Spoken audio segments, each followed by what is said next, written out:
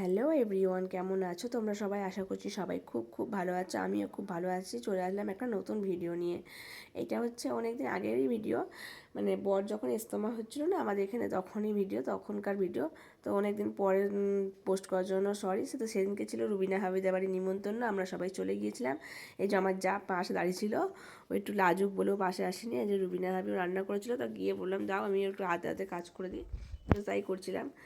এদিকে তোমার নিজের হাতে এত কিছু অ্যারেঞ্জ করেছে কি বলবো, সব কিছুগুলো। আর রান্নাগুলো হয়েছিল মাশাআল্লাহ এত tasty, just thank you Rubina হাবি, আবার একবার নিমন্ত্রণ করো। হ্যাঁ, তোমার হাতে রান্নাগুলো খুব খুব টেস্টি।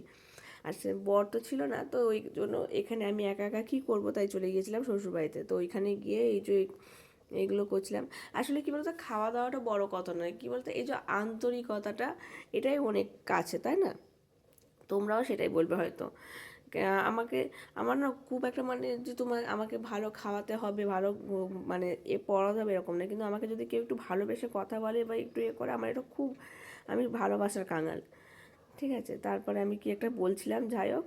তারপর দেখো কী কী রান্না করেছে, দেখো ভাত করেছে, ডাল আর ছোলা মুসুরির ডাল, ডিম ভাজা, সরি, বেগুন ভাজা, আলু ভাজা, ডিম কষা, চিংড়ি মাছের মালাইকারি, অ্যান্ড চিকেনের চাপ অ্যান্ড মাটন কষা। মানে এত কিছু রান্না করেছে নিজের হাতে, সেটাই তো অনেক, তাই না বলো? তো এই যে রিজু, রায়ান আর আমার ছেলে দেখো ভাত খাওয়ার আগে ললিপপ নিয়ে বসেছিল, তো ওকে সেই জন্য বকছিলাম আমি। আর এইটা হচ্ছে আমার যা রুবিনা হাবির ছোট ছেলে, তো ওকে আমার ননদ ভাত খাইয়ে দিয়েছিলো, আমার ননদের মুখটাও দেখাতে পারলাম না। ঠিক আছে, তারপর দেখো আমরাও সবাই একসাথে বসে ভাত খাওয়া খেতে বসেছিলাম। মানে এই যে একসাথে বসে খাওয়া, একসাথে একটা মানে আনন্দ, গল্প করা, করতে করতে খাওয়া, এগুলো না আমি এই বাড়িতে থাকলে সত্যি খুব মিস করি, জানো তো। তো সে আগের দিনও দেখলে যে আমি রুকসানা হাবিদের বাড়িতে নিমন্ত্রণ খেতে গিয়েছিলাম, তো ওখানে গেলে মোটামুটি এরকম চলতেই থাকে। কখনো রুকসানা হাবি, রেহানা ভাবি, মানে আমার জায়েরা সব ওগুলো, কিন্তু আমার যা নয় মানে বোন বলতে পারো, সবাই খুব খুব ভালো।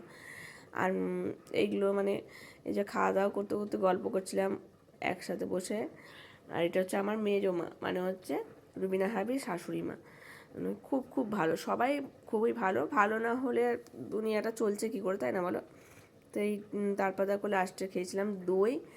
আর আমার তো ঠান্ডা লেগে রয়েছে এখনও, বুঝতে পারছো। তো আজকের এই ভিডিওটাই এইটুকুনি।